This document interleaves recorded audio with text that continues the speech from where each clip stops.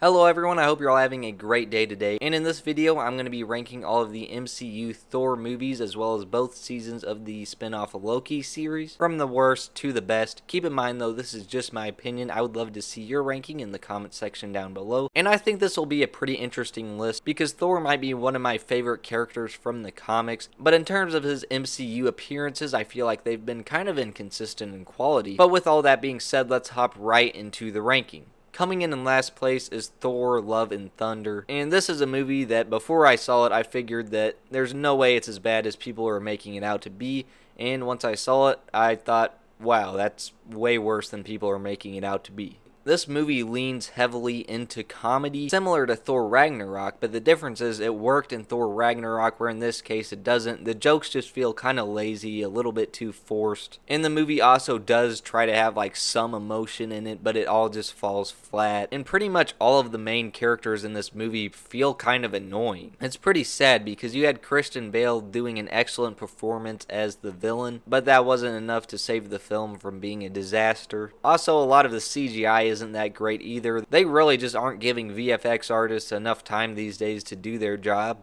Usually because they're doing reshoots or something like that, so the rest of the production is rushed. So overall, it's just a really off-putting movie. It feels so underwhelming despite the fact that there's no shortage of good ideas in here. Although admittedly, the Guns N' Roses soundtrack was pretty good.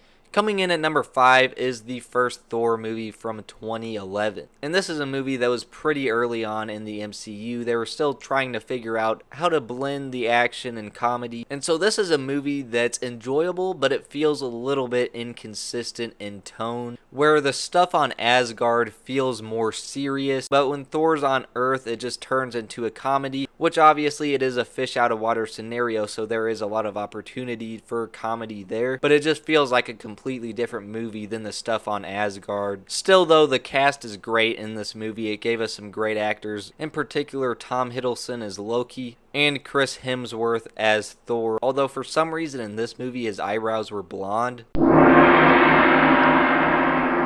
It's also a little weird how for most of the movie Thor got his powers taken away, so he's only Thor at like the beginning and end of the movie, so there's not as much cool action as you would expect. Coming in at number 4 is Thor: The Dark World. And this is a movie that I feel like is actually a little bit overhated. I would say it's a solid movie overall, but obviously not anything phenomenal. And I'll point out the problem here. Obviously, the main evil elf villain is very forgettable. I mean, he's really just not a layered character. He's just evil for the sake of being evil and driving the plot forward. And similar to the first film, it struggles with the tone quality, where some of the stuff seems very serious, and then a lot of the stuff on Earth with the goofy friends and that kind of stuff, it just feels like a comedy. However, I think Loki is absolutely amazing in this movie, and the dynamic with him and Thor is just really good. This might actually be the only Thor movie on this list as well that actually has some decent emotion in it, where you have Thor's mom dying. So it's not like a top 10 MCU film, but it is underrated. Coming in at number 3 is Loki Season 1, and there is a little bit of a gap between number 4 and number 3 on this list. I feel like this was pretty amazing what they did. This was early on in the multiverse saga, which is still going on now, and it kind of introduced us to the TVA and the multiverse concept with the sacred timeline and that kind of stuff. And a lot of people were skeptical because obviously Loki was killed by Thanos in Infinity War, so just bringing another variant of him in this show felt a little bit like an excuse just to have more Loki. But I would say from the first episode, this show justifies its existence. It's just really unique, and it finds something fresh to do with Loki, which is honestly pretty impressive because it felt like they've already done everything with him. But that just goes to show how great of a character he is. And it also gave us Owen Wilson as Mobius, and just getting into the multiverse and time traveling, it's a lot of fun. But the show takes its time to flesh out the characters, and it was pretty cool how at the end there was the different Loki variants. Of course, you also had Sylvie from pretty early on in this series as well. So just a really impressive season. Coming in at number 2 is Loki Season 2, and this pretty much took everything that was great about Season 1 and just brought it to a whole nother level, where there's even more characters, even more stuff going on. You have Loki slipping through time and all this crazy stuff. But it really shows how he's connecting with these different TVA people and how he's becoming friends with them. But it also shows them in their real lives. You finally get to see Owen Wilson on a jet ski.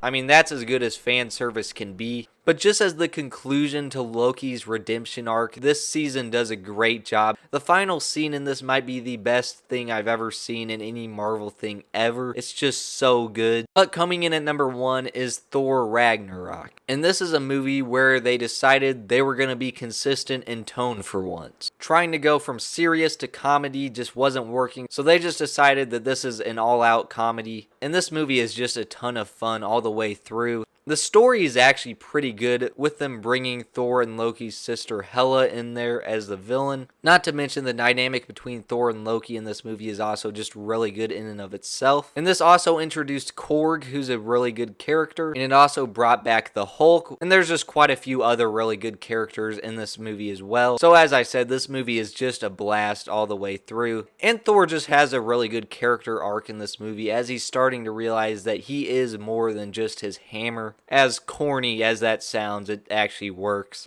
But overall, that was my ranking of the MCU Thor movies / series. Again, share yours in the comment section down below. As always, thank you guys so much for watching, and I will see you guys in the next one.